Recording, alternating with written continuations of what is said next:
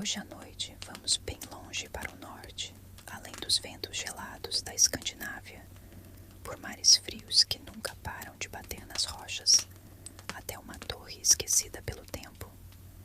Um farol isolado na costa da Noruega, no século XIX.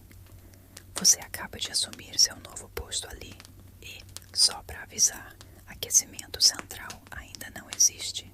De longe, o farol parece um monumento à teimosia humana. Alto, feito de pedra cinzenta, com uma escada em espiral que range como se protestasse a cada passo seu.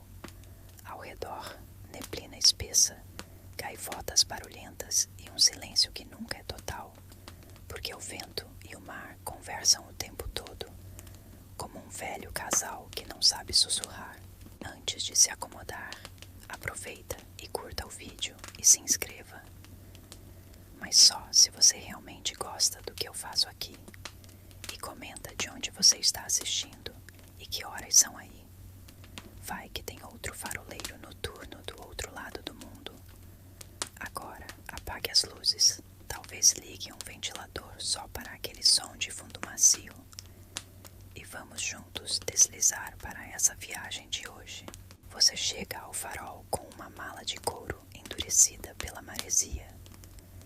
Suas roupas ainda carregam o cheiro do carvão úmido usado no barco, e os botões do casaco parecem prontos para se despedir a qualquer instante.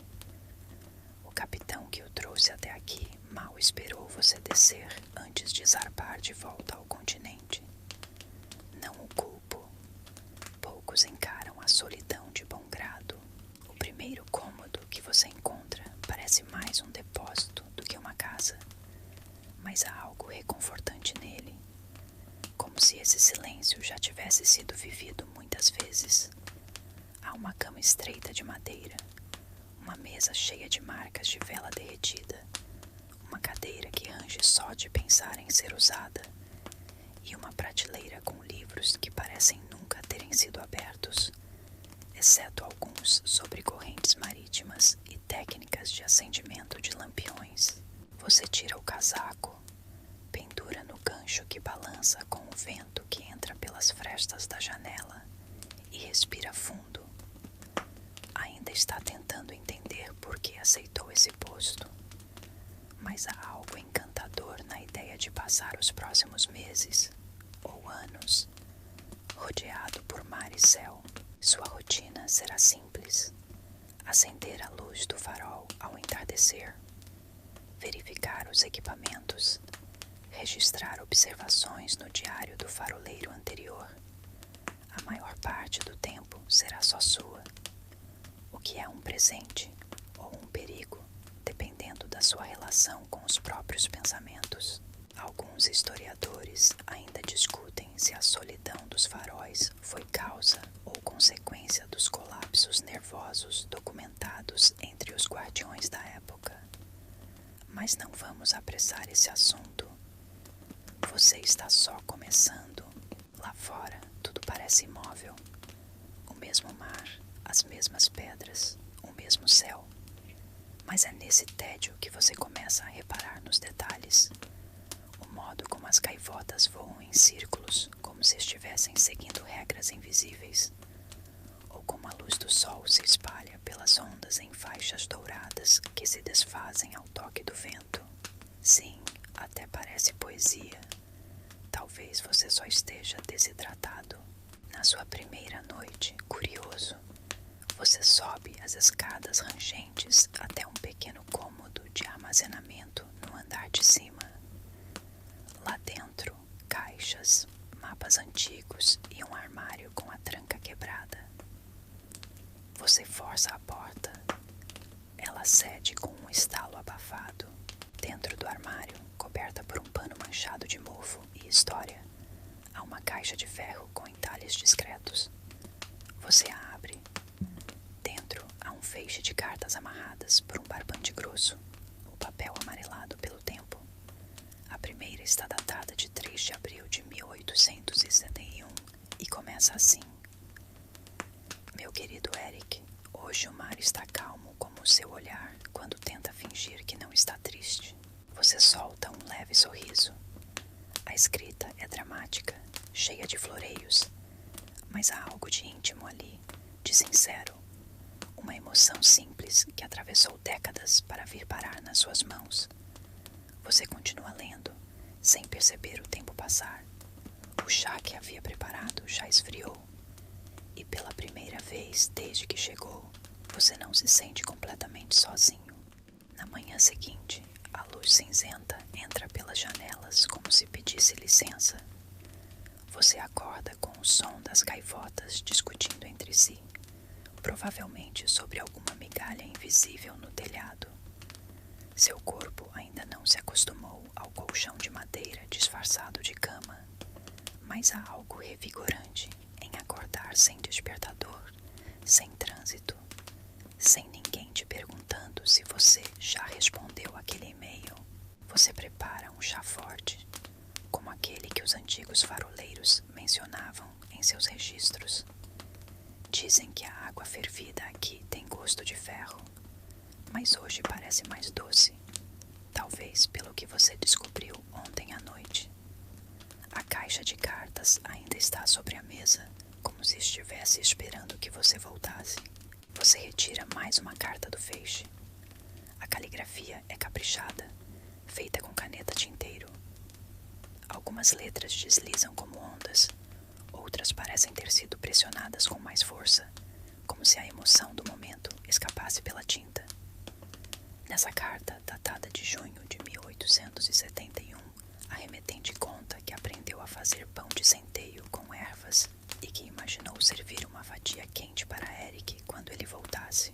Enquanto você lê, sente o cheiro imaginado do pão e quase consegue ver a cozinha simples descrita na carta. Janelas pequenas, uma chaleira fumegante, um gato dormindo enrolado no canto. A mulher escreve sobre o tempo, sempre o tempo, como se ele fosse o terceiro personagem entre ela e o faroleiro. O verão chegou mais cedo este ano, mas nada floresce sem sua presença. Você imagina como era escrever com tanto cuidado, sabendo que a carta levaria semanas para chegar e que talvez nunca fosse lida. E mesmo assim, escrever, como se fosse necessário, como se fosse uma forma de manter o outro vivo, mesmo a quilômetros de distância. Ao lado da carta, você encontra uma caneca antiga, de estanho, com as iniciais EH, gravadas com um objeto pontiagudo. Provavelmente Eric Hansen, o destinatário das cartas. A caneca está enferrujada por dentro, mas você a limpa com carinho e a coloca ao lado da janela. Não como relíquia, mas como companhia. Na cozinha, você encontra um livro de receitas norueguesas, provavelmente deixado por algum faroleiro anterior. As páginas estão marcadas com pequenas anotações. Muito sal, trocar por batata, não ferver tanto. Ao lado de uma receita de sopa de peixe, alguém escreveu: pão para dias em que ela não escreve. Você sorri, porque sabe exatamente o que isso significa. Historiadores ainda discutem se os faroleiros tinham permissão oficial para receber correspondência pessoal com frequência. Alguns dizem que era desencorajado, pois poderia prejudicar a vigilância e a disciplina. Outros sugerem que os carteiros marítimos eram os verdadeiros heróis das costas norueguesas, enfrentando marés traiçoeiras só para entregar uma folha de papel com perfume de lavanda. Aliás, você nota que algumas cartas ainda têm um leve aroma, provavelmente de flores secas guardadas dentro do envelope.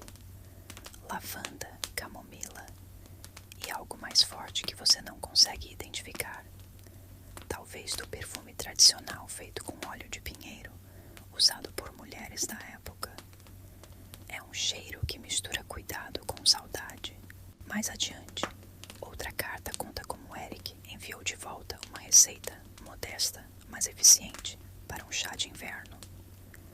A receita inclui casca de laranja seca, raiz de angélica e um toque de vinagre quente. Sim, você torce o nariz, mas também pensa em experimentar, só por curiosidade histórica. O tom das cartas começa a ganhar ritmo. Você percebe que eles criaram uma rotina de escrita, uma por semana, com relatos simples: o tempo, o pão, a espera, os sonhos. Nenhuma grande declaração de amor, só a continuidade, a repetição tranquila de quem insiste em permanecer. E é nesse ritmo calmo que o dia passa. Você passa a tarde lendo cartas, bebendo chá, tentando imaginar as vozes por trás das palavras. E aos poucos, o farol que parecia abandonado começa a aparecer, habitado. Ao anoitecer, enquanto sobe para acender a luz do farol, você leva uma das cartas dobradas no bolso.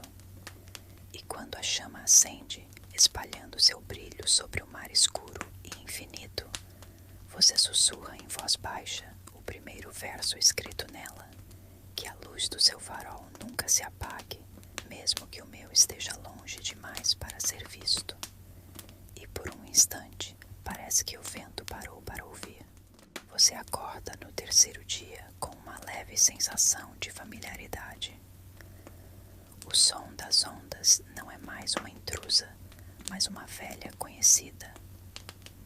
A madeira estalando no teto já não assusta, apenas avisa.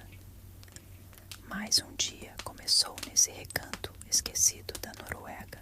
Após um café amargo preparado em uma chaleira que insiste em chiar antes da hora, você volta à caixa de cartas. Hoje resolve organizá-las por data. Os envelopes são frágeis, alguns rasgados nas bordas, como se o tempo tivesse tentado lê-los antes de você. Há uma lacuna entre setembro e novembro de 1872. Será que foram meses de silêncio? Ou será que essas cartas nunca chegaram? Enquanto reorganiza, um envelope menor chama sua atenção. Diferente dos outros, é decorado com flores desenhadas à mão e pequenas marcas de cera. O conteúdo, no entanto, é o mais inesperado até agora. Uma carta escrita em forma de poema. Rimado, melancólico, mas com um toque bem-humorado. Algo como: você diz que sua sopa é melhor que a minha, mas a sua tem gosto de saudade e salmoura fina. Sim, eles discutiam por comida, por receitas, por métodos de conservação de peixes. Tudo isso por carta. Um namoro temperado com pimenta do reino é ironia poética. Logo em seguida, outra carta traz uma lista de tarefas que ele deveria cumprir ao retornar à cidade, visitar a mãe dela, comprar um novelo de lã azul e, o mais importante, levar os botões de madrepérola que ela esqueceu na última visita. Se você perder os botões de novo, não se dê o trabalho de vir. Era uma ameaça, mas só até a próxima linha. Mentira. Pode vir até sem calças, só venha. Você sorri de novo e percebe que, mesmo distantes, eles criaram um cotidiano em papel. Um lar onde os tijolos eram palavras e a mobília era feita de lembranças pequenas. Mas ao fundo da caixa há um maço separado, amarrado com uma fita azul desbotada. Essas cartas têm um tom diferente. São mais curtas, algumas escritas com pressa, com tinta desbotada e caligrafia tremida. Você começa a entender que elas foram escritas durante tempestades, reais e emocionais. Numa delas, ela diz: o rádio não funciona, o telégrafo está mudo e o carteiro sumiu. Então escrevo mesmo assim, porque talvez a carta viaje sozinha, com o vento. Historiadores ainda discutem se essas correspondências eram censuradas por oficiais locais, especialmente quando falavam de frustrações com o governo ou as condições de trabalho nos faróis. Mas ninguém parece ter se importado muito essas pequenas confidências românticas. Talvez porque eram vistas como inocentes. Talvez porque ninguém esperava que durassem tanto. Ao lado da lareira apagada, você encontra uma manta enrolada com cuidado. Dentro dela, um pequeno diário, não dele nem dela, mas de um funcionário da administração portuária. Nele há registros sobre Eric. E ali está um detalhe curioso. Ele era conhecido por escrever em dobro. Enviava cartas para ela, mas também fazia cópias para si mesmo, como se soubesse que a história deles merecia sobreviver ao tempo, mesmo que ninguém mais a lesse. E isso faz você pensar: por que guardamos cartas? Não apenas para quem as recebe, mas para quem um dia, por acaso, as encontrará. Para alguém como você, em um farol esquecido, mais de 100 anos depois, você passa parte da tarde copiando um trecho da carta-poema num papel novo. Não por obrigação, por prazer. A escrita lenta, a luz natural, tem um efeito hipnótico. Como costurar silêncio com palavras. Lá fora, o céu escurece mais cedo. O outono se aproxima e o vento parece mais impaciente. Mas aqui dentro, entre páginas dobradas e lembranças de pessoas que nunca conhecerá, você encontra uma paz inesperada. Você pega outra carta e a lê em voz alta, apenas para si, e naquele instante, o farol não parece mais tão vazio. A noite cai como um manto espesso, e o farol se ilumina por dentro com a luz amarelada das lamparinas. Lá fora, o vento ganhou força. Ele sopra com vontade, fazendo as janelas tremerem como se tentassem lembrar você de que ainda está no fim do mundo. Mas aqui dentro, o tempo se move devagar, quase como se respeitasse as memórias que você está desenterrando. Hoje, você volta à caixa com um propósito diferente: entender quem eram, de fato, essas duas pessoas. Até agora, você sabe que ele se chamava Eric Hansen. Mas quem era ela? A remetente das cartas assinava apenas com a letra A, às vezes com um coração, às vezes com uma flor desenhada ao lado. Você decide investigar mais a fundo. Entre as cartas, há uma com um papel diferente. Azul claro, com marcas de costura nas bordas, como se tivesse sido retirada de um caderno. A caligrafia é a mesma, mas o tom é mais íntimo. Ela escreve sobre um dia em que choveu tanto que teve que secar os sapatos no forno da padaria. Sobre como uma senhora a confundiu com uma noiva e insistiu em lhe dar um conselho sobre casamentos longos. E no fim, ela assina Annette Halvorsen, com letra miúda e inclinada. Você repete esse nome em voz baixa. Annette. Pela primeira vez, ela deixa de ser apenas uma remetente. Ganha contornos. Você consegue imaginá-la, talvez com bochechas rosadas de frio, as mãos cheias de farinha e uma mente inquieta que precisava colocar tudo no papel. Annette escrevia como quem não podia guardar segredos. Em outra carta, ela descreve um costume local, o envio de cartas com pétalas prensadas dentro, conhecidas como flores do silêncio. Cada flor representava um sentimento: lavanda para a saudade, margarida para a espera e um tipo raro de orquídea azul para promessas ainda não feitas. A própria carta vinha com uma margarida achatada no canto. Você começa a notar um padrão. A cada carta que contém flores, há um trecho especialmente poético, como se ela precisasse preparar o ambiente antes de dizer algo mais íntimo. Uma carta, por exemplo, começa com: se hoje o mar te parecer grande demais, lembra que mesmo ele obedece à lua, e eu continuo aqui, orbitando você. Sim, a moça tinha talento e senso de humor. Logo em seguida, ela acrescenta: Mas se você esquecer meu aniversário de novo, nem a lua te salva. Durante o jantar, pão duro com queijo envelhecido, digno do cardápio de um faroleiro, você continua lendo, agora mais envolvido com a personalidade de Annette. Ela não era só alguém apaixonada, era alguém cheia de opiniões. Em uma carta especialmente divertida, ela reclama do ministro da Pesca por ter proibido o envio de bacalhau seco por correio. Diz que atrapalha a moral dos funcionários postais. Já pensou? A moral ofendida por um peixe honesto. Historiadores ainda discutem se essas restrições eram reais ou se Annette exagerava com intenção literária.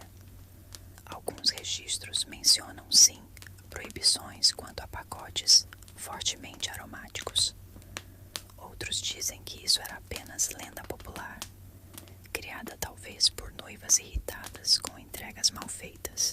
Mas a verdade é que, lendo as cartas, você sente como se estivesse descobrindo um mundo à parte. Um país paralelo, feito só de metáforas, esperas e rituais silenciosos. Você se lembra de uma frase de um historiador norueguês que leu anos atrás. Nos faróis, a solidão é inevitável, mas o silêncio é opcional. E Annette parece ter feito questão de ocupar cada centímetro desse silêncio com suas palavras. Ao final da noite, você pega uma carta sem data. Ela não começa com "meu querido", nem termina com assinatura. É apenas um parágrafo, como um pensamento capturado no papel. Hoje pensei em te visitar sem avisar, subir no barco, atravessar as ondas, bater à sua porta com os cabelos molhados e dizer: "Pronto, agora me faz aquele chá horrível que você chama de especial." Mas então lembrei que deixei a chaleira no fogo. Você ri sozinho. De verdade, e pela primeira vez desde que chegou, sente que não está apenas lendo histórias. Você está dentro delas. Lá fora, a tempestade cresce. Mas aqui dentro, entre palavras, flores prensadas e promessas escritas à mão, você encontra abrigo. A tempestade da noite anterior deixou o farol rangendo em todas as suas juntas. O vento fez questão de cantar por cada fresta da torre como um coral antigo e desafinado. Mas agora, com o sol tímido surgindo entre nuvens, o farol volta ao seu estado habitual de tranquilidade insistente. Você abre a janela com esforço e respira o ar gelado do mar. Sal, madeira úmida e algo no vento que quase cheira a nostalgia. Você retoma sua rotina e, com ela, a leitura das cartas. Hoje decide se concentrar em um detalhe que até então parecia apenas uma gracinha romântica. Os nomes de flores usados nas cartas: lavanda, violeta, açafrão, dedaleira. Mas à medida que lê mais, percebe que essas flores não eram só enfeites. Elas funcionavam como um código. Annette e Eric criaram um sistema próprio de comunicação baseado no simbolismo das flores. Não está documentado em lugar algum. É algo que você só consegue entender lendo as cartas com atenção. Por exemplo, sempre que Annette menciona erva doce, a carta termina com uma nota mais esperançosa. Quando usa hibisco, os textos têm um tom de cobrança suave, e a presença de lírios do vale parece anunciar arrependimentos ou desculpas. Você pega um caderno antigo, um dos que encontrou na gaveta do faroleiro anterior, e começa a anotar os significados das flores, como se estivesse montando um dicionário íntimo de um casal que já não está mais aqui para explicá-lo. É como traduzir uma língua que ninguém mais fala, ou como decifrar o diário de dois fantasmas educados e apaixonados. Uma carta mais recente, de 1874, menciona uma orquídea do norte, colhida durante uma caminhada solitária no penhasco. escreve. Achei que era rara, mas agora sei que é só uma flor teimosa o suficiente para crescer mesmo, onde o vento não deixa nada ficar. E então, como quem entrega um segredo, acrescenta, como nós. Você começa a perceber que, ao longo dos anos, as cartas evoluem. A linguagem fica mais íntima, menos preocupada com as formalidades e mais voltada para pequenas observações. Em uma, Annette descreve a textura de um pão queimada por acidente. Parece o seu humor quando você acorda atrasado. Em outra, conta que finalmente aprendeu a consertar um botão com a linha certa. E só levei 4 tentativas e um pouco de sangue. Ela gostava de escrever, exagerando os pequenos dramas do cotidiano, como se fossem tragédias de uma ópera doméstica. A perda de um botão, a falta de açúcar, uma xícara quebrada.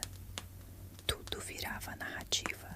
Historiadores ainda discutem se o uso de símbolos florais era comum entre casais separados pela geografia no século XIX, ou se esse código foi algo único desse casal. Há registros vagos em outras correspondências navais, mas nenhuma com a complexidade e constância que você encontra aqui.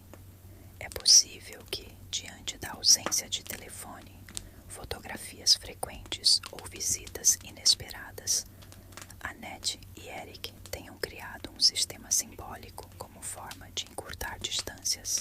E talvez funcione mesmo. Ao ler as cartas, você não sente apenas a saudade. Sente a criatividade, o jogo, o esforço constante de transformar a falta em presença. Cada flor, cada metáfora, cada comparação exagerada parece gritar: estamos longe, mas ainda somos um. No final da tarde, você encontra uma carta especialmente bem cuidada. O envelope foi decorado com desenhos minuciosos de narcisos e a carta vem com uma folha de papel vegetal dobrada, como se fosse parte de um presente.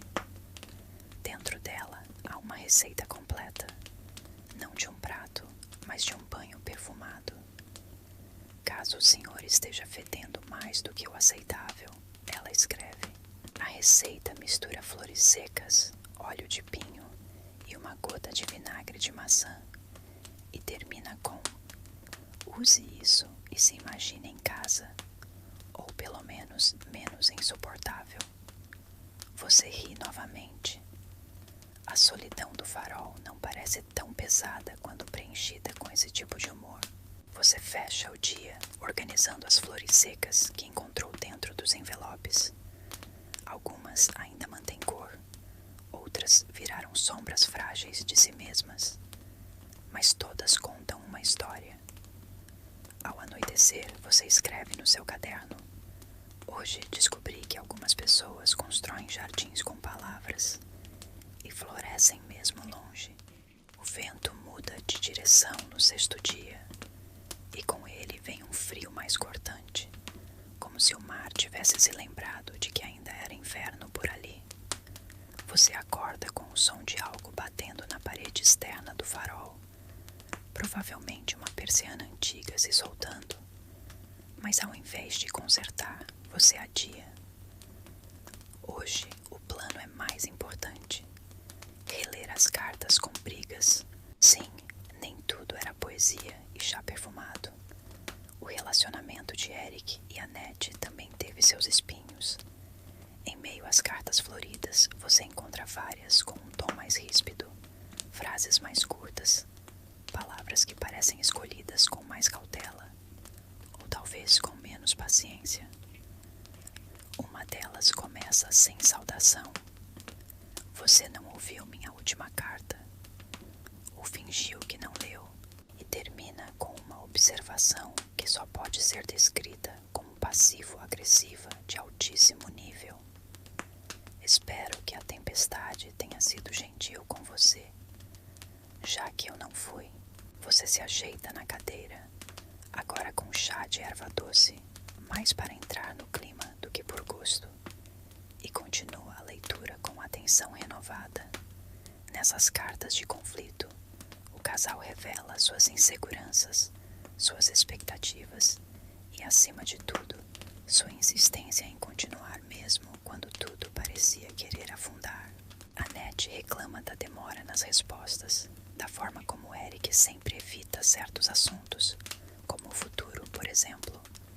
Em uma carta particularmente longa, ela escreve: "Você fala do mar como se ele fosse uma prisão, mas nunca fala de mim como se eu fosse uma saída." Duro, mas elegante. Em contrapartida, Eric, que você conhece apenas pelas poucas cópias de cartas que ele guardou, responde com uma mistura de culpa e teimosia. Ele escreve sobre o cansaço dos turnos, o isolamento e a dificuldade de se manter esperançoso enquanto tudo o que ouve são gaivotas e o zumbido do lampião. Uma frase se destaca: "Às vezes não respondo porque não tenho nada bom a dizer. E você não merece cinzas." Historiadores ainda discutem se o padrão de correspondência entre faroleiros e seus parceiros era monitorado ou não por superiores. Há quem diga que cartas muito emocionadas podiam ser retidas por precaução moral. Outros argumentam que ninguém tinha tempo, nem interesse, para ler desabafos românticos entre um pescador e sua noiva. Mas o fato é que essas cartas chegaram até aqui e agora estão nas suas mãos, nuas e desprotegidas, 100 anos depois. Você percebe que mesmo nos momentos de conflito, o casal mantinha certo cuidado com o que escrevia. O sarcasmo era quase sempre disfarçado com humor, as críticas cobertas por metáforas. Em vez de dizer "você me magoou", Annette escrevia: "Hoje minha janela quebrou, e mesmo consertando, o vento ainda entra." Você fecha os olhos por um instante. É fascinante e profundamente humano. O jeito como eles brigavam por carta, tentando equilibrar frustração e afeto em frases que viajariam semanas até o outro encontrar.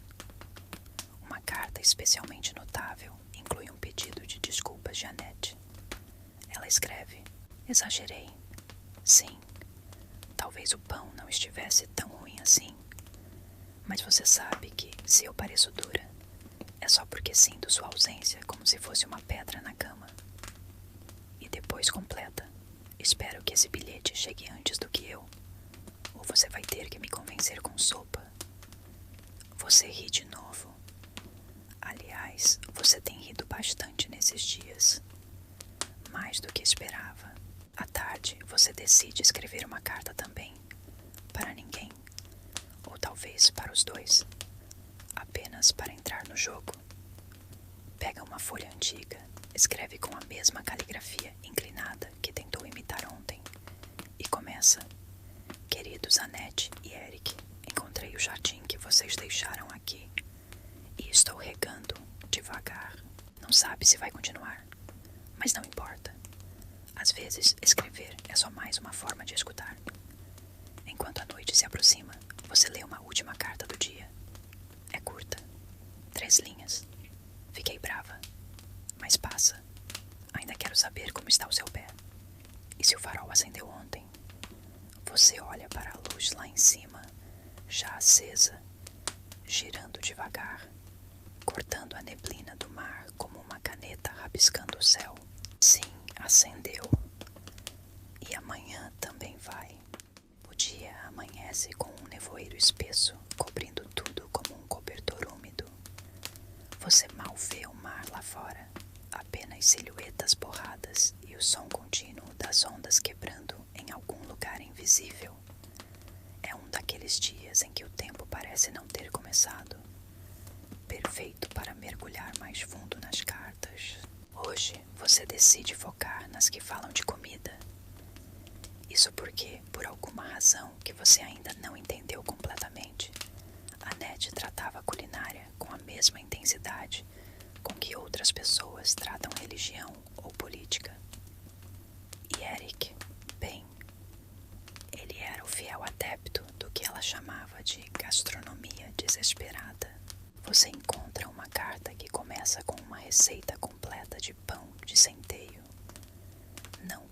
medidas exatas, mas com metáforas sensoriais. 2 mãos cheias de farinha, não muito compactadas como quando você segura o medo. Uma pitada de sal, tão pequena quanto a saudade que você tenta esconder. E água morna, como o calor da sua voz quando me escreve com pressa. Sim, é poesia panificável. Essa mesma carta inclui instruções para fermentar o pão com levedura natural, que ela carinhosamente apelidou de Senhor Bjorn. Ela escreve: caso o Sr.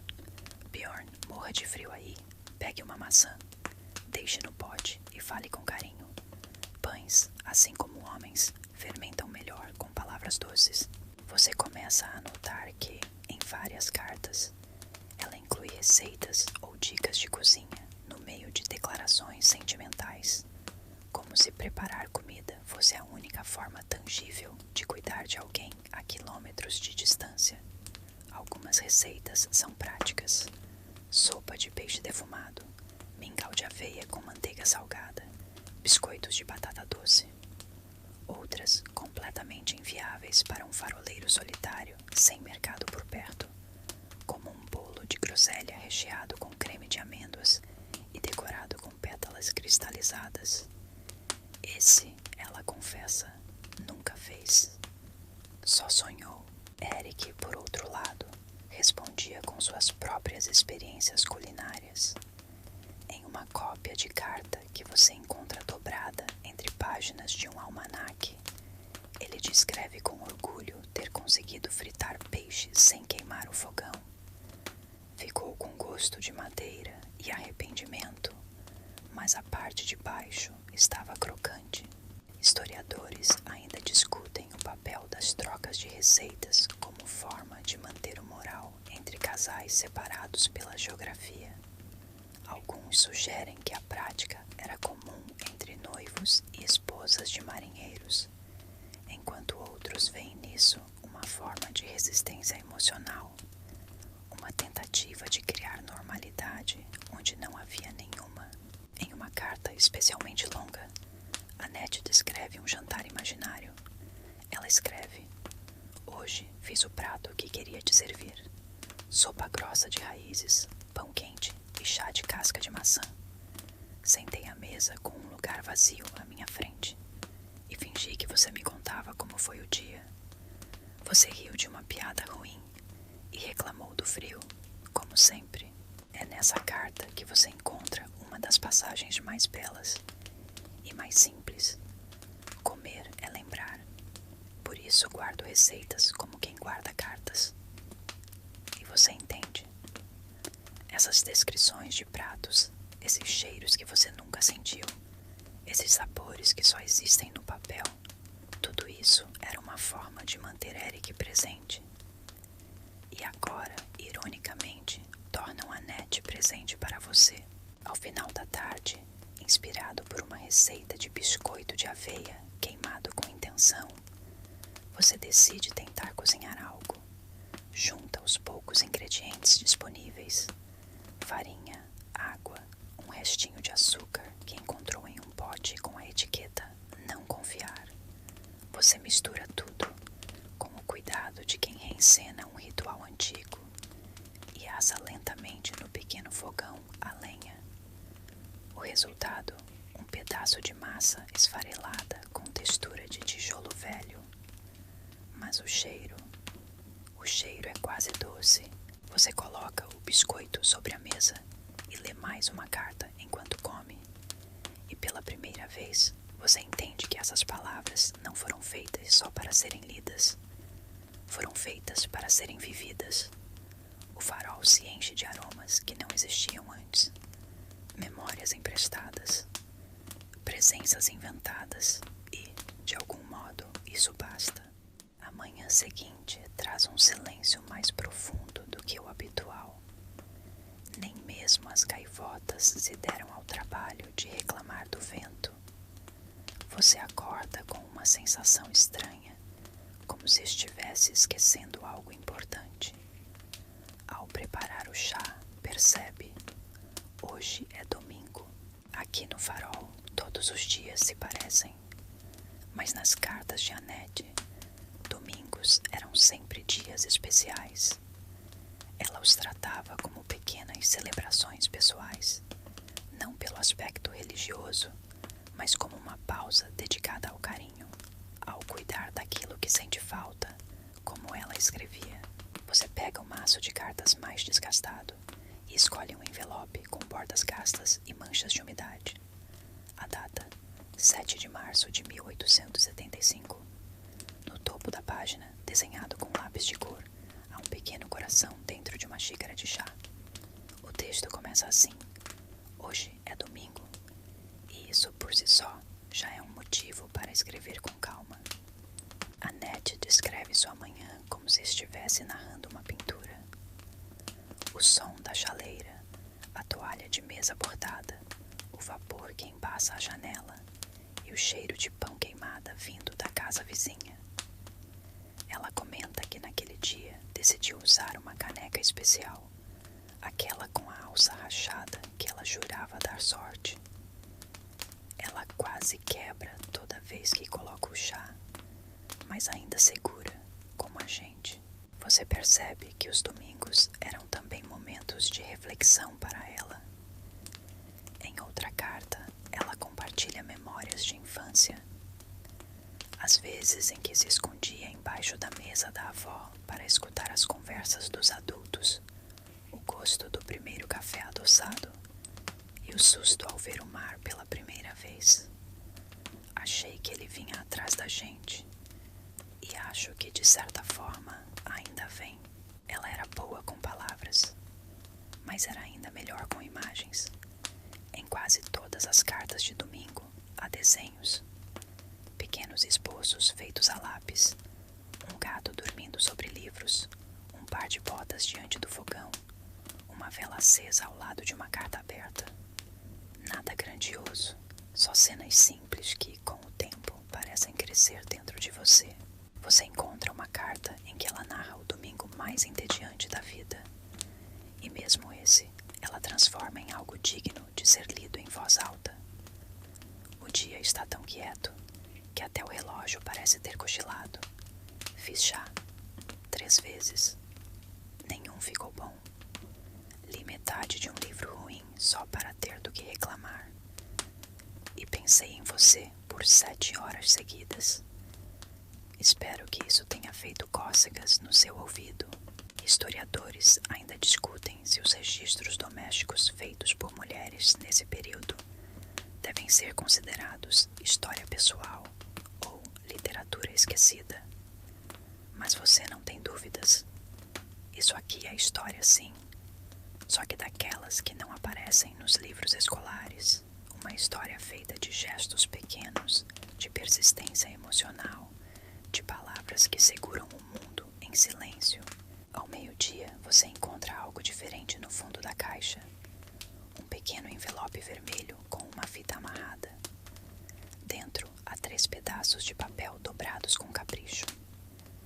Em cada um poema curto, quase haikais, sobre o cheiro da roupa limpa de Eric. Camisa no sol cheira como o vento do sul com sua pressa. Dobro tua gola como se alisasse as rugas do tempo entre nós. Sua roupa seca, o dia também se estende. Ainda não é hoje.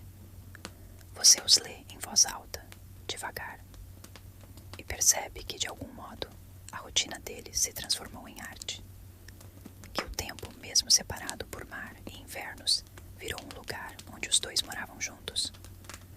Você termina o dia escrevendo em seu caderno: hoje é domingo e eu me sinto convidado a uma mesa posta há mais de 100 anos. O farol está silencioso, mas não vazio. Você acorda com um barulho estranho, algo arranhando a porta dos fundos. Ao abrir, não vê ninguém, apenas pegadas pequenas na neve e um rastro de pelos úmidos. Um visitante, um rato grande, um espírito canino apaixonado por cartas antigas. Tudo é possível em um farol esquecido no tempo. Mais tarde, ao recolher lenha do pequeno abrigo ao lado da torre, Você encontra algo inesperado. Uma caixa de madeira com tampa frouxa, marcada com um EH entalhado de forma torta. Dentro estão cartas que você ainda não havia lido e, curiosamente, não são de Annette. Essas são de uma terceira pessoa. Alguém que se identifica apenas como o vizinho da costa oeste e cuja caligrafia é fina, quase vaidosa. Logo na primeira carta, o tom é acusatório e bem-humorado. Diga a seu cão que se continuar roubando minhas correspondências, serei obrigado a alimentá-lo melhor que você. E aí sim ele vai mudar de farol. Você franze a testa. Cão? Que cão? Nas dezenas de cartas entre Annette e Eric, nenhum animal havia sido mencionado até agora. Mas, conforme lê, a figura começa a se formar. Um cachorro chamado Nils, aparentemente treinado para carregar pequenas encomendas entre os faróis da região, especialmente durante o inverno, quando as embarcações ficavam retidas. E não era só carta que ele levava. Uma das missivas do vizinho diz: agradeço pelo bacalhau seco e pela torta de maçã. Nils, claro, comeu metade, mas a intenção foi devidamente mastigada. Você ri sozinho. O cão carteiro, uma solução tão absurda quanto adorável. Em tempos sem telefone e com gelo cobrindo o mar, talvez essa tenha sido a única forma de manter a comunicação viva. Uma troca informal de palavras e petiscos entre faroleiros solitários. Annette menciona Nils apenas uma vez, em tom brincalhão. Se ele entregar esta carta babada, considere como minha forma de testar sua paciência e seu amor. Mas as cartas do vizinho vão além do cão. Em uma delas, ele relata um episódio em que Eric, durante uma noite de nevasca, acendeu luzes em forma de coração, usando lampiões visíveis do outro farol. Não sei se era para ela ou para mim, mas achei romântico de todo jeito.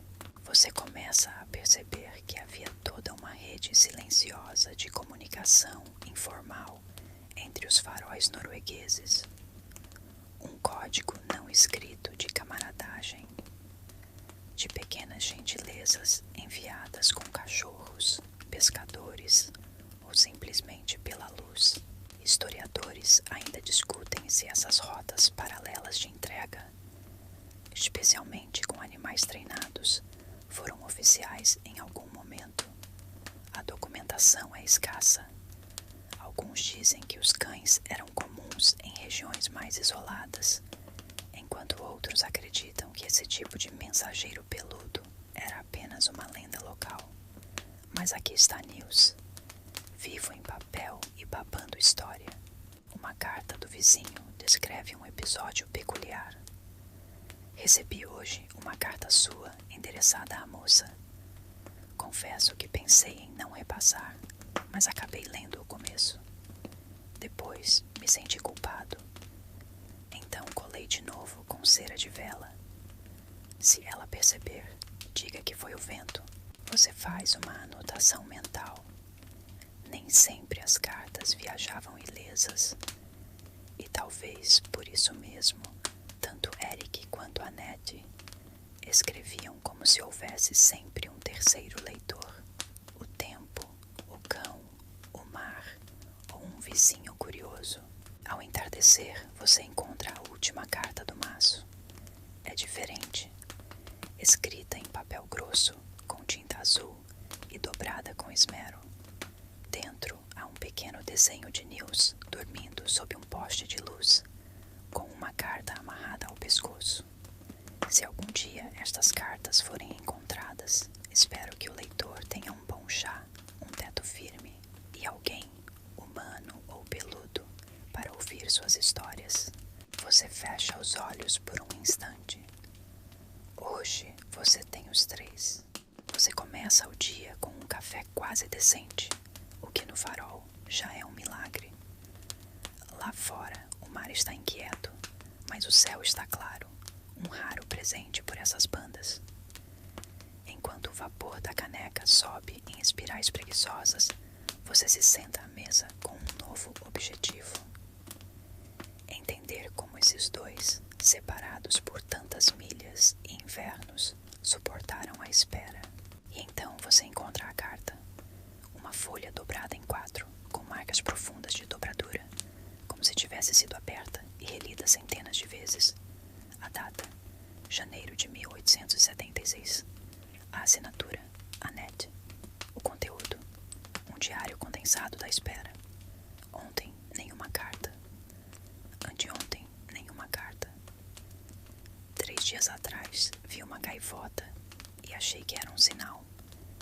Era só uma gaivota. Hoje, espero de novo. Amanhã também. Simples. Cruelmente honesto. Não é uma reclamação. É só um inventário da ausência. Você se lembra de algo que leu em um artigo velho? Historiadores ainda discutem se o correio marítimo norueguês do século XIX era confiável. Alguns afirmam que havia entregas regulares, mesmo no inverno. Outros garantem que durante tempestades ou congelamentos, as cartas podiam demorar até 2 meses. 2 meses em silêncio. 2 meses pensando, será que ela ainda escreve? Ou será que ele ainda está lá? Em outra carta, Annette escreve: se você me perguntar como passo os dias, eu responderia, olhando o relógio como quem olha o mar, sem saber se ele vai me devolver alguma coisa. Essa frase fica martelando na sua cabeça. Você se levanta, caminha até a base do farol e observa o mar. Ele está calmo agora, mas você sabe que não promete nada. O mar, como o tempo, não é confiável. E mesmo assim, é onde as promessas são lançadas. De volta ao interior do farol, você examina um objeto curioso que encontrou no fundo de uma gaveta. Um pequeno bastão de madeira com marcas talhadas. 7 riscos por fileira, contados com paciência. Uma espécie de calendário. Cada grupo parece representar uma semana, e em alguns deles um risquinho está dobrado, com um corte em forma de estrela. Você conta. 21 semanas marcadas, 3 com estrelas. Você então encontra uma carta em que Eric descreve esse ritual. Marquei cada semana em que não chegou carta, e as que chegaram fiz questão de destacar com uma estrela, como se fossem festas secretas celebradas sozinho. Você se encosta na parede e fecha os olhos. Consegue ver Eric sentado onde você está agora, riscando a madeira com uma navalha, esperando ouvir passos no cais, ou ver a vela de um barco surgindo no horizonte. E quando isso não acontecia, riscava mais um traço e suspirava. Não com drama, mas com aceitação. Uma espécie de fé silenciosa. A mesma fé que você sente agora, lendo essas cartas como se fossem páginas de um romance que você não quer que acabe. Em uma carta posterior, Annette responde à menção dos riscos. Soube dos seus riscos. Achei bonito, mas também achei perigoso, porque esperar demais a resposta às vezes faz a pergunta desaparecer.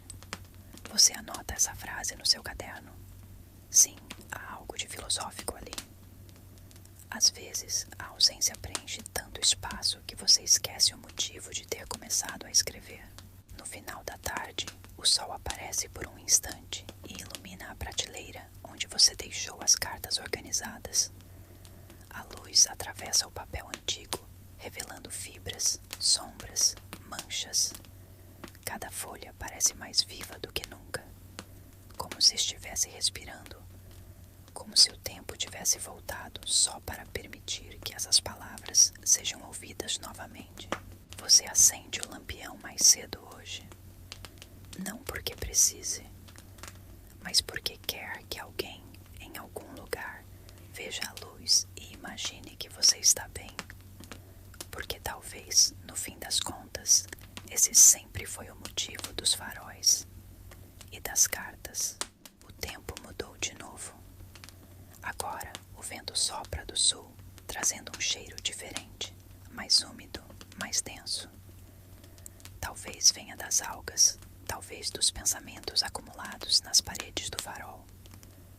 Você acorda sentindo que algo está diferente, como se estivesse mais perto do fim de uma história que não é sua, mas que insiste em te incluir. Hoje você decide abrir a pequena gaveta trancada no fundo da estante. A fechadura já não funciona direito, então um leve empurrão com um ombro basta. Lá dentro, envolta por pedaços de tecido velho e bolor discreto, está uma caixa menor do que as outras, e dentro dela, cartas. Muitas, mas com uma particularidade inquietante. Todas seladas, nunca abertas, nunca lidas. Você se senta devagar, quase em silêncio, como se não quisesse acordar o conteúdo dessas cartas. Os envelopes são endereçados a Annette, todos datados entre outubro de 1876 e janeiro de 1877. A letra é de Eric e todas foram devolvidas. No canto superior de cada envelope, uma carimbada seca. Entrega não realizada. Você não entende de imediato. As datas coincidem com as últimas cartas que Annette escreveu. Aquelas onde o tom muda, onde ela começa a perguntar por que ele não responde. Se o barco teve problemas, se ele está doente ou simplesmente ausente. Ela tenta manter o humor, mas aos poucos a leveza se esvai. E aqui estão as respostas, ou melhor, as tentativas, jamais recebidas. Você começa a abrir uma. O papel está úmido nas bordas, mas as palavras estão intactas. Querida Annette, escrevo de novo, mesmo sem saber se minhas palavras ainda te alcançam. O último barco foi impedido de sair por causa do gelo, e o carteiro perdeu 2 dedos. Disseram que talvez só em dezembro alguém tente de novo. Espero que você ainda me espere. Você sente o peso das semanas acumuladas, de palavras que voltaram sem destino. Ao abrir a segunda carta, uma pequena folha extra cai. Um poema escrito às pressas, no verso de um recibo. Escrevo no escuro com a mão trêmula do frio, mas o que me congela é pensar que você já desistiu. Na terceira carta, Eric menciona ter deixado uma mensagem para ser levada por pescadores da vila vizinha. Pede que se ela não responder, ele entenderá. Mas também diz: se você ainda sente o vento do farol nas suas lembranças, me escreva. Nem que seja uma linha, uma palavra, qualquer coisa que não seja silêncio. Historiadores ainda discutem até que ponto o clima extremo interferia nas rotas postais da costa norueguesa. Há registros de geleiras invadindo as enseadas, barcos encalhados por meses e vilas inteiras isoladas até a primavera. Mas ninguém conta o que acontecia com as palavras que não conseguiam atravessar. Agora você sabe. Elas voltavam. Ou ficavam esperando alguém como você, 100 anos depois, para abri-las com mãos trêmulas e olhos marejados. Você lê mais 3 cartas. Em todas há uma nota comum, a esperança insistente. Eric nunca parece desistir de ser lido. Nunca escreve como quem se despede. Ele sempre termina com frases como: até breve. Nos vemos logo. Te espero na carta seguinte. E essa carta seguinte nunca chegou. No fim do dia, você acende a lareira, mesmo sem tanto frio. Senta no chão com as cartas ao redor, como se estivesse entre velhos amigos. Lê em voz alta alguns trechos, pausadamente, deixando que cada palavra ecoe no espaço. E por um momento, o farol inteiro parece escutar. Você escreve mais uma nota no seu caderno. Nem toda ausência é silêncio. Às está presa em um envelope devolvido. Lá fora, o mar respira, e aqui dentro você também. Hoje o mar amanhece plano, como uma folha em branco. A névoa se foi, e no horizonte você consegue ver até as ilhas distantes que nos outros dias pareciam pertencer a outro mundo. A luz entra pelo vitral superior do farol, tingindo de dourado as cartas espalhadas sobre a mesa. Você passa o café e decide seguir com as cartas que nunca chegaram. Há algo de inquietante nelas, sim, mas também a beleza da tentativa, do esforço, do amor que não se deixa interromper por gelo, distância ou devolução. A carta de hoje está diferente. O papel é mais espesso. A letra de Eric está menor, como se ele tivesse tentado conter o conteúdo em um espaço limitado, ou como se tivesse escrito escondido, à pressa. E o texto é um desabafo que parece ter sido guardado por muito tempo. Annette, estou começando a esquecer o som da sua voz, não porque quero, mas porque o tempo é mais forte do que a memória. Eu repito mentalmente a última carta sua que chegou, só para ouvir você de novo. Sua risada, você dizia que parecia uma chaleira em ebulição. Agora tudo que ouço são gaivotas e vento. Essa é uma das poucas cartas em que Eric parece admitir o impacto da solidão. Ele fala sobre as paredes do farol que parecem se fechar durante o inverno. Sobre noites em que sonha com conversas e acorda tentando lembrar o que foi dito. Às vezes acordo chamando seu nome e ninguém responde, só o eco. Você fecha os olhos. Esse tipo de solidão não é só ausência. É uma presença que pesa. Uma ausência que grita. E no meio dessa confissão, ele conta uma história. A de um faroleiro antigo que deixou o posto durante uma tempestade para entregar pessoalmente uma carta. Dizem que ele atravessou as pedras com um lampião amarrado ao peito, como se aquilo pudesse protegê-lo. Dizem que ele nunca chegou, mas às vezes penso que a carta sim. Historiadores ainda discutem a veracidade dessa história. Alguns dizem que foi um conto inventado para assustar novos guardiões. Outros acreditam que aconteceu mesmo e que a carta foi encontrada anos depois dentro de uma garrafa em outra costa. Mas o fato é que Eric acreditava. E isso diz mais do que qualquer evidência. Na carta seguinte, mais breve, ele envia um presente. Ou tenta. Um botão costurado num pedaço de pano, acompanhado da seguinte explicação. Este botão caiu da camisa azul que você dizia odiar. Guardei porque de algum jeito ela cheirava a você. Se isso chegar até você, espero que sorria. Mesmo que seja só por 3 segundos. Você encontra esse botão, preso com um alfinete no canto do envelope. Está oxidado, mas ainda firme. Você o segura por um instante. Ele pesa mais do que parece. Mais tarde, enquanto organiza os envelopes, você encontra uma carta que não esperava. Uma que não é de Eric. É de Annette. Uma resposta, escondida entre as devoluções. Como se tivesse sido esquecida ali por engano, ou propositalmente escondida pelo próprio Eric, talvez por vergonha, talvez por proteção. Eric, escrevo mesmo sem saber se essa carta chegará. Suas palavras não vieram, mas sonhei com elas. Sonhei que você ainda me esperava. Então escrevo, mesmo sem saber onde está, mesmo sem saber se ainda está. A letra é mais trêmula, menos segura.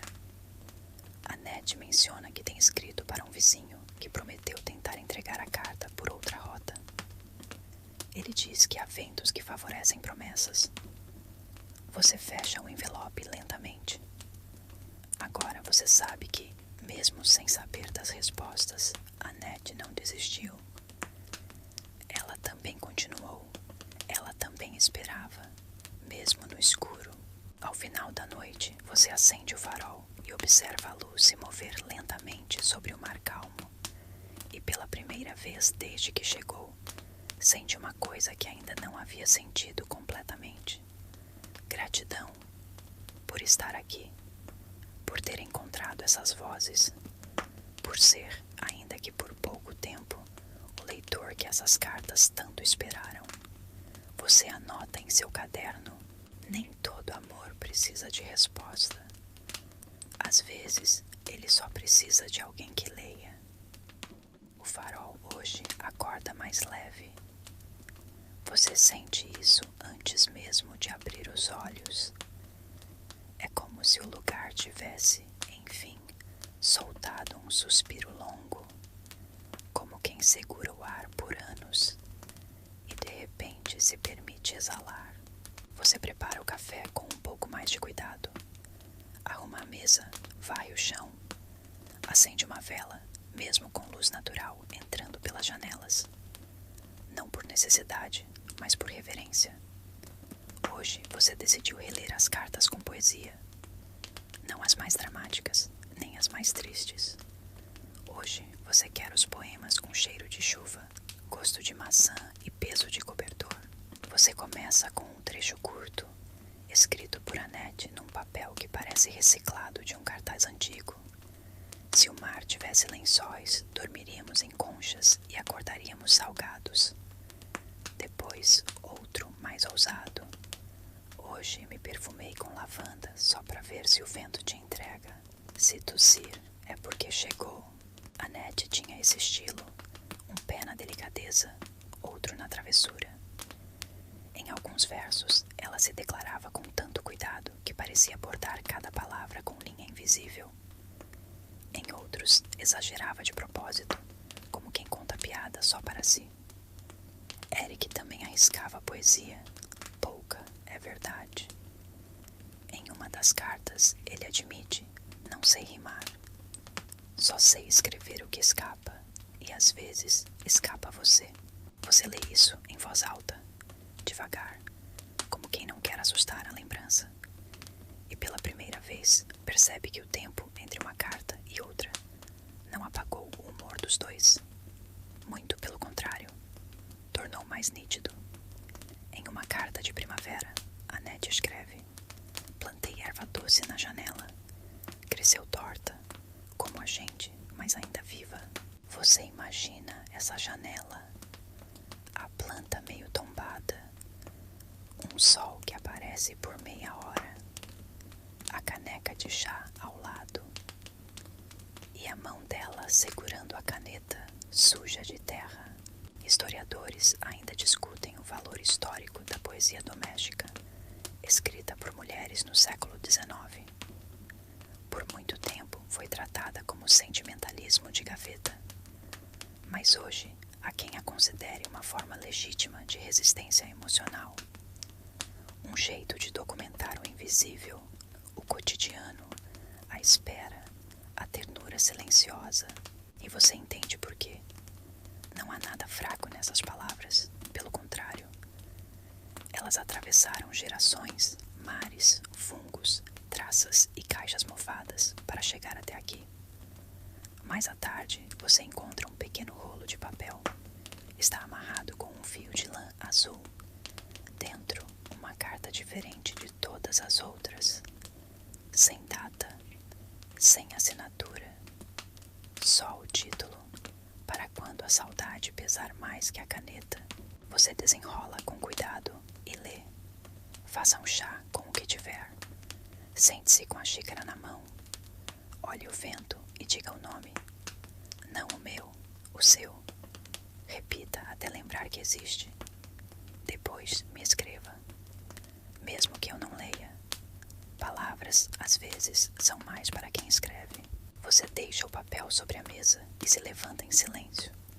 Anda até a beirada da escada em espiral e olha para cima.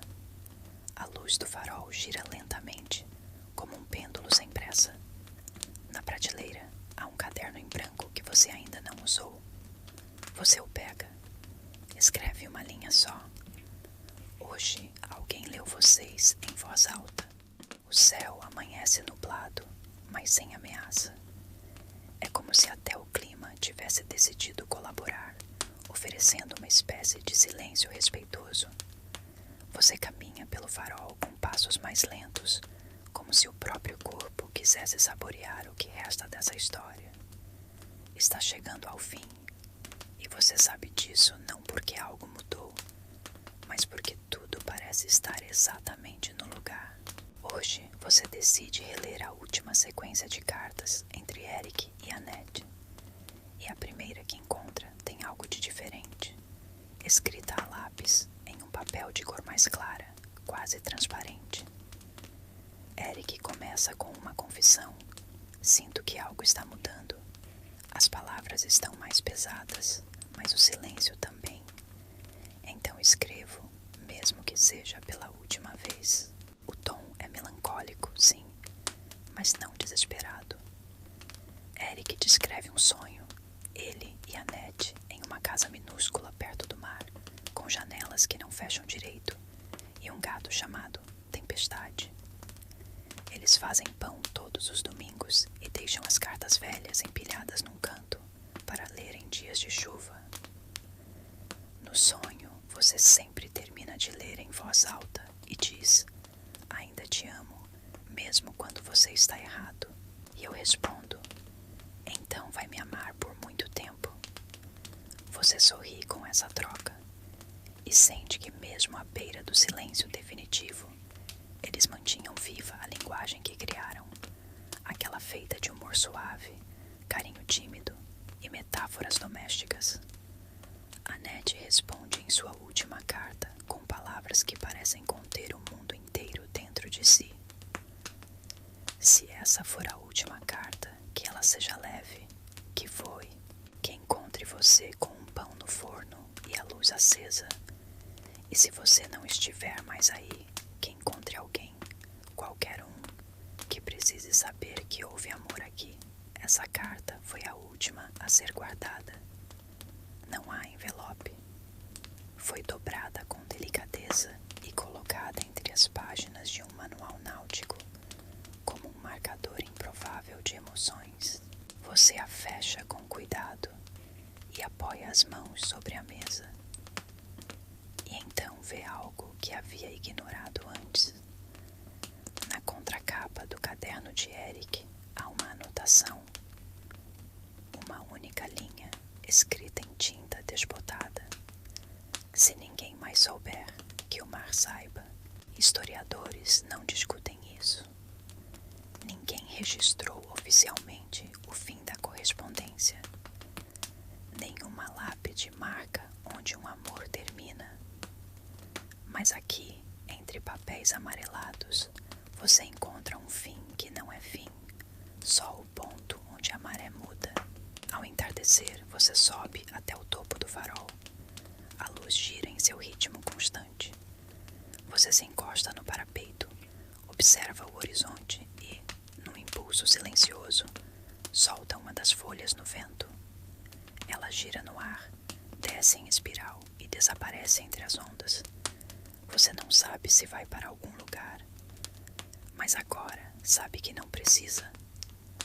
Você volta para dentro, acende a lareira uma última vez e escreve: o amor não desapareceu, ele só ficou quieto.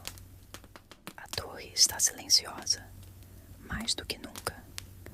Nenhuma gaivota, nenhum rangido da madeira, nenhum bater de persiana solta. É como se até os sons tivessem parado para ouvir.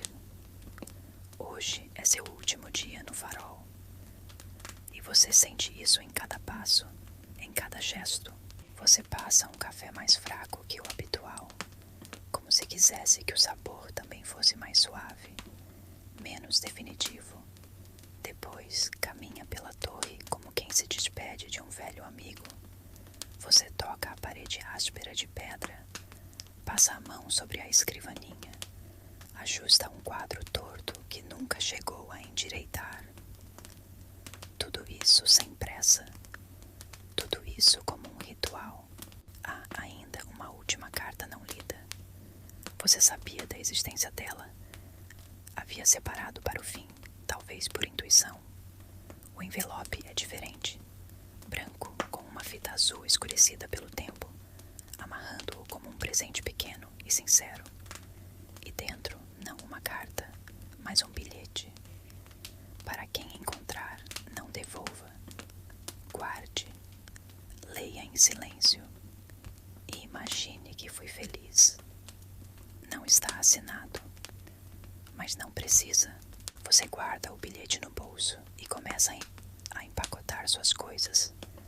Poucas roupas, seu caderno de anotações, uma caneca e uma cópia de uma das cartas com poesia, a do botão da camisa azul. O resto fica. As cartas, as flores prensadas, os bilhetes com chá derramado, os papéis com cheiro de sal. Pertencem ao farol, ao tempo, a eles. Antes de sair, você sobe uma última vez até o topo. A luz está desligada agora. O novo responsável chegará amanhã. Mas você olha lá de cima para o mar calmo e diz em voz baixa: obrigado por me deixarem ouvir. E no fundo espera que alguém ou algo tenha escutado. De volta ao térreo, você deixa um bilhete sobre a mesa. Há cartas aqui. Muitas. Nenhuma delas é sua, mas todas te dizem respeito. Leia devagar e acenda a luz. Você fecha a porta com cuidado. Não olha para trás. O farol continua ali, firme, silencioso e cheio de vozes. Agora que a luz do farol repousa em silêncio e as palavras de Annette e Eric encontraram quem as escutasse, é hora de deixar tudo se aquietar. Você se acomoda onde estiver, talvez ainda com os olhos abertos, talvez já sentindo as pálpebras pesarem como cortinas, fechando uma história antiga. O som do vento imaginário sopra leve entre colinas invisíveis. E o mar, esse mar que testemunhou segredos, esperas e cartas não entregues. Agora só respira. Deixe que seu corpo desacelere. Seus ombros caem um pouco mais, suas mãos se aquietam. Os pensamentos ainda podem borbulhar, mas nenhum deles é urgente agora. Nenhuma resposta é esperada. Tudo pode esperar. Você está seguro. Rodeado de silêncio, sim, mas um silêncio preenchido. Um silêncio com nome, cheiro de lavanda e gosto de chá morno. Você lembra que há beleza em coisas que não precisam ser resolvidas, que há ternura em palavras que não chegaram, mas ainda assim foram escritas. A torre continua de pé. A luz gira em algum lugar distante. As cartas repousam como folhas secas que não precisam mais ser lidas para continuar existindo. Elas cumpriram seu papel. E você, leitor improvável, guardião temporário desse farol esquecido, também cumpriu o seu. Agora é hora de descansar, de fechar os olhos, de permitir que as últimas palavras ecoem apenas como brisa. Respire fundo, sinta o corpo leve, como se você também estivesse flutuando sobre o mar, embalado por cartas antigas, versos simples e promessas suaves como o som de uma vela queimando. O mundo lá fora pode esperar. Aqui dentro tudo está em paz. Boa noite.